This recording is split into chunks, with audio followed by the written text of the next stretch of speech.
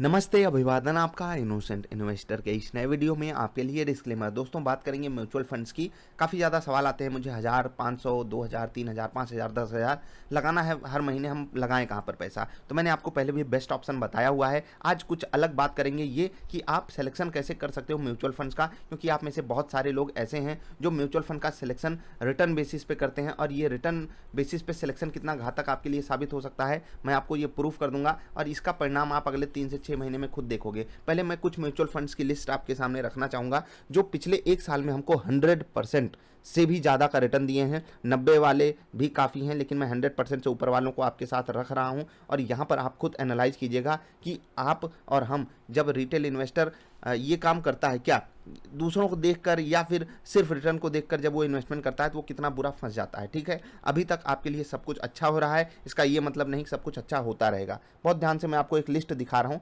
उसको देखिएगा, फिर मैं एक्सप्लेनेशन आगे बढ़ाऊंगा। बहुत ध्यान से देखिएगा। इस लिस्ट में आपके सामने 3, 3, 6 और 1, 7, ये 7 म्यूचुअल फंड है इंडिया में जो 100%, ठीक है, कितना 100% आपको रिटर्न दिए हैं, 100% प्लस। सबसे पहला है क्वांट स्मॉल कैप फंड। यहाँ पर छोटी छोटी कंपनियाँ इन्वेस्टमेंट के लिए सिलेक्ट की जाती हैं, और इनका एसेट अंडर मैनेजमेंट मैं आपको बता दूं, आपको जानकर हैरानी होगी, अभी 170 करोड़ है, और बहुत नहीं, 1.5 साल पहले यही एसेट अंडर मैनेजमेंट 20 करोड़ रुपए था।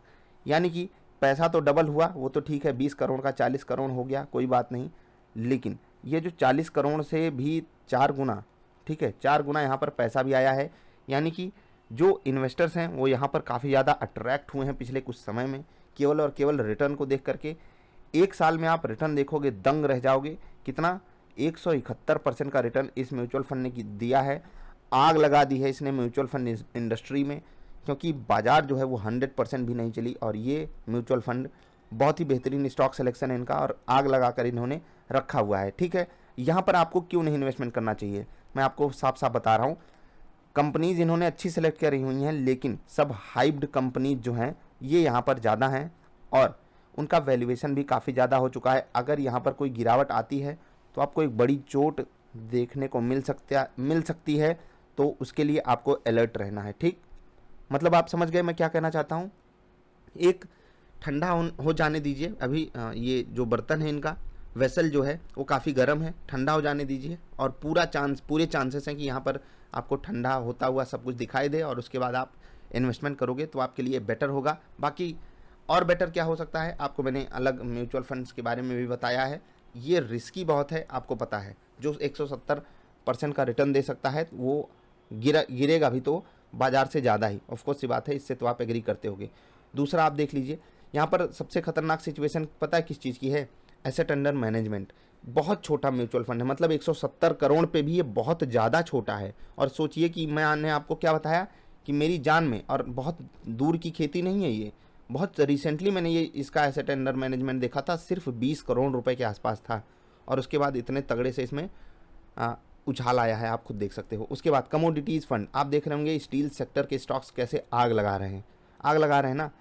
सिर्फ 214 करोड़ एसेट अंडर मैनेजमेंट है, और यहाँ पर भी पैसा तो डबल हुआ है, प्लस इनका भी एसेट अंडर मैनेजमेंट बहुत कम टाइम पहले 50 करोड़ के आसपास था। सिर्फ 50 करोड़ पैसा ये मैनेज करते हैं।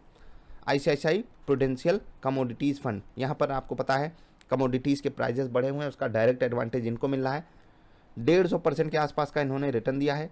नया म्यूचुअल फंड है, तो अभी इनका 3 साल और 5 साल का डेटा अवेलेबल नहीं है, आप ये चीज़ देख सकते हो। उसके बाद क्वांट इंफ्रास्ट्रक्चर वाले स्टॉक्स भी, छोटे कंपनियां, जो छोटी छोटी कंपनियां हैं, उन्होंने बहुत बेहतरीन रिटर्न दिया है। और यहाँ पर अभी आप देख रहे हैं सिर्फ 10 करोड़ पैसा ये मैनेज करते हैं, 10 करोड़ रुपए, और उस पर इन्होंने 127% का रिटर्न निचोड़ के निकाला है। तो आपको केवल एक सेक्टर में अगर इन्वेस्टमेंट करना है तो ये फंड मुझे पसंद है, क्योंकि इनका स्टॉक सिलेक्शन मुझे पसंद आया था। ठीक है, लेकिन मैं ये नहीं कह रहा हूँ कि आप यहाँ पर इन्वेस्टमेंट कर दो, आपके लिए डायरेक्ट ऑप्शंस अवेलेबल हैं, आप वो कीजिए, वो ज़्यादा बेटर है। स्मार्ट SIP वाली वीडियो देख लीजिएगा, और कौन सा म्यूचुअल फंड मुझे पसंद है वो तो मैं अभी आपको बता ही रहा हूँ। अंत में मैंने आपको कई बार बताया हुआ है, अंत से पहले अभी आप एक चीज़ समझ लीजिए, टेक्नोलॉजी स्टॉक्स भी आग लगा रहे हैं, और ख़ासकर आपको अभी पता हो, हमने भी एक स्टॉक सेलेक्ट किया था, हैप्पीएस्ट माइंड्स। ये कंपनी जो है उस स्टॉक को भी होल्ड करती है, और 115% के आसपास का रिटर्न दी है।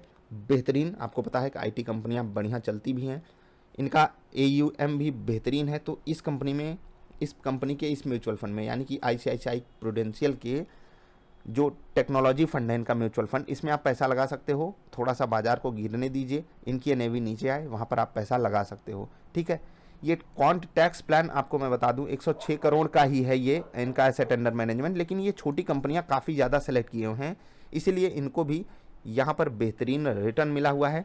टैक्स प्लान है तो आप यहाँ पर अपना टैक्स वगैरह भी बचा सकते हो, ELSS, ठीक है, उसके अंतर्गत। बाकी कोटक का स्मॉल कैप फंड बहुत लोगों को पसंद है और आप AUM भी देख सकते हो 3,500 करोड़ के आसपास का इनका, ये भी 100% से ज़्यादा रिटर्न दिया है। और क्वांट एक्टिव फंड सबसे प्यारा म्यूचुअल फंड मुझे यही लगता है, लेकिन आप अफसोस की बात यह है कि इसका रिटर्न सबसे कम है।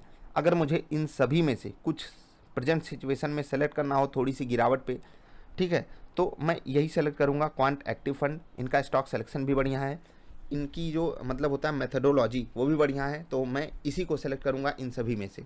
बाकी मैंने आपको जो इतना देर ज्ञान बताया है उसका उपयोग क्या आया। पहला उपयोग ये आया कि आपको एक लिस्ट पता चली जहाँ पर आप 100% से ज़्यादा भी रिटर्न देने वाले म्यूचुअल फंड होते हैं, ये आपको पता चला। और क्योंकि आप खुद भी जानते हो बाज़ार जहाँ पर 80-90% भागी है, मैं हमेशा म्यूचुअल फंड की बुराई करता रहता हूँ, तो ये हैं बाज़ार से बेहतर रिटर्न देने वाले म्यूचुअल फंड्स जिन्होंने बहुत ही बेहतरीन रिटर्न दिया है। एक लिस्ट आपको पता चली गई। दूसरी चीज़, आपको पैसा कहाँ पर लगाना चाहिए। देखो, अगर आप इंफ्रास्ट्रक्चर फंड में लगा रहे हो तो आपको पता होना चाहिए एक ही सेक्टर में आपका पैसा जा रहा है, उस सेक्टर के लिए कोई बुरी न्यूज़ आई आपका पैसा जल जाएगा, ठीक है। छोटी कंपनियों में लगा रहे हो तो छोटी कंपनियां, पता है अगर ये जैसे लॉकडाउन अगर 21 दिन लगता है, 42 दिन लग जाता है, तो छोटी कंपनियों में बहुत सारी कंपनियां बर्बाद हो जाती हैं। और जब कोई टफ टाइम आता है, टफ सिचुएशन, अभी तो जैसे कोविड में तो सबको डेंट पड़ रहा है, उसकी बात ही अलग है, लेकिन अगर कोई फाइनेंशियल क्राइसिस जैसी सिचुएशन जैसी 2008 में आई थी, ऐसा कुछ होता है तो वहाँ पर छोटी कंपनियाँ बहुत ज़्यादा बड़ी चोट खाती हैं और फिर वो उभर ही नहीं पाती। वहाँ पर आपको कई क्वार्टर में भी नेगेटिव रिटर्न देखना पड़ सकता है। इसके लिए आप तैयार रहो, पता चले कि सर मुड़ाते ही ओले पड़ने लगे तो आपको बहुत तकलीफ हो जाएगी, ठीक है। तो इन कंपनियों में आपको स्मार्ट SIP करनी है। अगर करना है तो मुझे कौन सा सबसे ज़्यादा पसंद है, मैं आपको यहाँ पर 3 सबसे बेस्ट बता देता हूँ, क्योंकि इन्होंने बाज़ार को आउट परफॉर्म किया है, तो विदाउट एनी डाउट इन्होंने बहुत अच्छे स्टॉक्स का सिलेक्शन भी किया होगा। तो क्वांट एक्टिव फंड मुझे बहुत ज़्यादा पसंद है, इनकी मेथडोलॉजी भी और स्टॉक सिलेक्शन भी। उसके बाद आप ICICI प्रूडेंशियल टेक्नोलॉजी फंड भी सेलेक्ट कर सकते हो, ये भी बढ़िया है।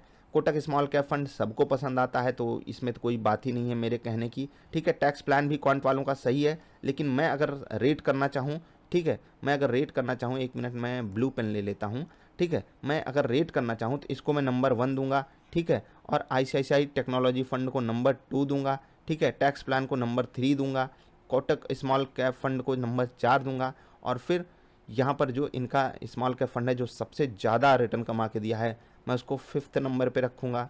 उसके बाद आप यहाँ पर कमोडिटीज़ वाला 6 नंबर और इंफ्रास्ट्रक्चर आप 7 नंबर। अगर आपको मान लेता हूँ कि 3,500 रुपये डालने हैं, ठीक है, तो आप ये करिएगा, यहाँ पर 1000 डाल दीजिए, ठीक है। ऐसे ही आप डिवाइड कर लीजिएगा, कोशिश कीजिएगा कि सबसे कम पैसा जो सबसे लास्ट में मैंने सेलेक्ट किया है उसमें डालिएगा, अगर आपको सिर्फ इन्हीं म्यूचुअल फंड्स में अपना पोर्टफोलियो डाइवर्सिफाई करना है तो। बाकी ये बेस्ट प्रैक्टिस होती नहीं है, मैं आपको बिल्कुल बोलूँगा कि इन सब चीज़ों से दूर रहिए। क्यों दूर रहिए? क्योंकि आप अगर रिटर्न के चक्कर में पड़ के म्यूचुअल फंड खरीदोगे तो बहुत ज़्यादा चांसेस है कि आप गलत टाइम पे म्यूचुअल फंड खरीदो, क्योंकि ये डायरेक्टली स्टॉक मार्केट से कनेक्टेड होते हैं। और सबसे ये तो आप सब जानते ही हो कि यहाँ पर अगर आप रिटर्न के चक्कर में पड़ोगे तो वही बात हो गई कि आप महंगे शेयर खरीद रहे हो, समझ गए? तो महंगी चीज़ें मत खरीदिए, बाजार गिरेगी तो इनकी लिस्ट आप बनाकर रख लीजिए। ये सब मुझे पसंद हो ना हो, बाजार से बेहतर परफॉर्म किए हैं तो इनका स्टॉक सिलेक्शन बेहतरीन है। मैंने अपनी लिस्ट भी आपको बता दी कौन से मुझे पसंद है। बाकी अगर आपको एवरग्रीन इन्वेस्टमेंट अपॉर्चुनिटीज़ हमेशा के लिए ढूंढ के रखनी है तो ETF is the best option. और अभी रिसेंटली हमने एक पोर्टफोलियो आपको दिया था, वहाँ पर भी हमने एक अलग यूनिक लेवल का ETF सेलेक्ट किया था और उसने बाजार को आउट परफॉर्म किया हुआ है।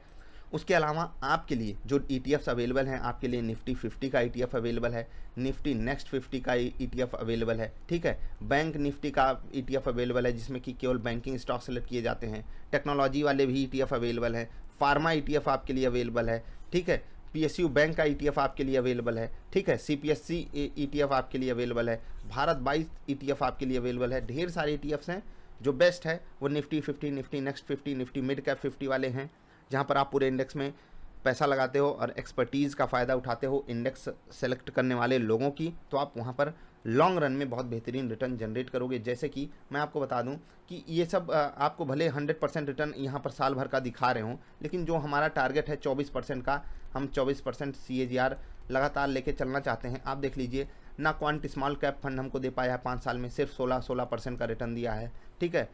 उसके बाद क्वांट इंफ्रास्ट्रक्चर फंड भी 18% के आसपास, ठीक है। 21% टेक्नोलॉजी फंड दिया है जो कि सबसे बेस्ट माना जाता है, ठीक है। क्वांट टैक्स प्लान 22% दिया है। Kotak small cap mutual fund सिर्फ 18% दिया है और 20% के आसपास कोटक क्वांट एक्टिव फंड दिया है। देखिए कोई भी हमारा जो टारगेट होता है 24% जो हम अपने पोर्टफोलियो पे निकालते हैं, वो कोई भी नहीं दे पाया। तो सोच लीजिए लॉन्ग रन में आपको ऐसे ही रिटर्न मिलने वाले हैं। 100% अभी बाजार चली है तो इसलिए मिल गया, समझ गए। तो उन्होंने सही समय पे सही स्टॉक्स का सिलेक्शन किया, इसलिए ऐसा आया। आई होप आपको वीडियो से कुछ ना कुछ सीखने को मिला होगा। जो मैंने आपको बातें बताई आप इसको सीरियस नोट पे ले करके आगे स्मार्ट डिसीजन लोगे। हम मिलेंगे फिर से। अगर वीडियो पसंद आई तो लाइक कर देना। अपना और अपनी फैमिली का ख्याल रखते रहिएगा। हम मिलते हैं इंट्राडे वाली वीडियो में, तब तक के लिए नमस्कार।